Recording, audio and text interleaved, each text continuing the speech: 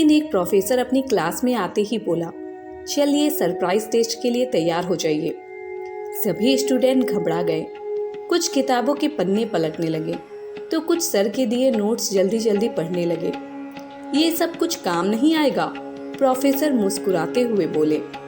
मैं question paper आप सबके सामने रख रहा हूँ। जब सारे पेपर पढ़ जाए तभी आप उसे पलट कर देखिएगा। पेपर बांट दिए गए। ठीक है, अब आप पेपर देख सकते हैं, प्रोफेसर ने कहा। अगले ही क्षण सभी क्वेश्चन पेपर को निहार रहे थे। पर ये क्या, इसमें तो कोई क्वेश्चन ही नहीं था, तो सिर्फ व्हाइट पेपर पर एक ब्लैक स्पॉट। ये क्या सर, इसमें तो कोई क्वेश्चन ही नहीं है, एक छात्र खड़ा होकर बोला। प्रोफेसर बोले, जो कुछ भी है आपके सामने है, आपको बस इसी को एक्सप्लेन करना है और इस काम के लिए आपके पास सिर्फ 10 मिनट है। चलिए शुरू हो जाइए। स्टूडेंट के पास कोई चारा नहीं था। वे अपने अपने आंसर लिखने लगे।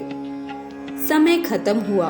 प्रोफेसर ने आंसर शीट कलेक्ट की और बारी बारी से उन्हें पढ़ने लगे। लगभग सभी ने ब्लैक स्पॉट को अपनी अपनी तरह से समझाने की कोशिश की थी, लेकिन किसी ने भी उस स्पॉट के चारों ओर मौजूद व्हाइट स्पेस के बारे में बात ही नहीं की थी। प्रोफेसर गंभीर होते हुए बोले, इस टेस्ट का आपके एकेडमिक से कोई लेना देना नहीं और न ही मैं इसके लिए कोई मार्क्स देने वाला हूँ। इस टेस्ट के पीछे मेरा एक ही मकसद है। मैं आपको जीवन की एक अद्भुत सच्चाई बताना चाहता हूँ। देखिए, इस पूरे पेपर का 99% हिस्सा सफेद है, लेकिन आप में से किसी ने भी इसके बारे में नहीं लिखा और अपना 100% आंसर सिर्फ एक चीज को एक्सप्लेन करने में लगा दिया, जो मात्र 1% है।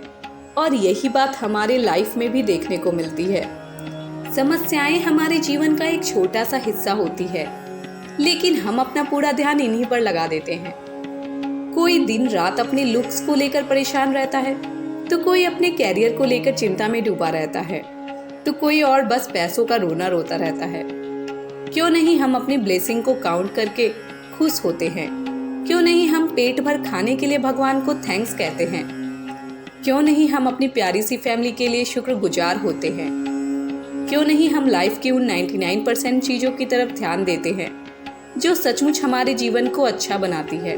तो चलिए आज से हम लाइफ की प्रॉब्लम को जरूरत से ज्यादा सीरियसली लेना छोड़ें और जीवन की छोटी छोटी खुशियों को एंजॉय करना सीखें। तभी हम जिंदगी को सही मायने में जी पाएंगे। जय गुरुदेव।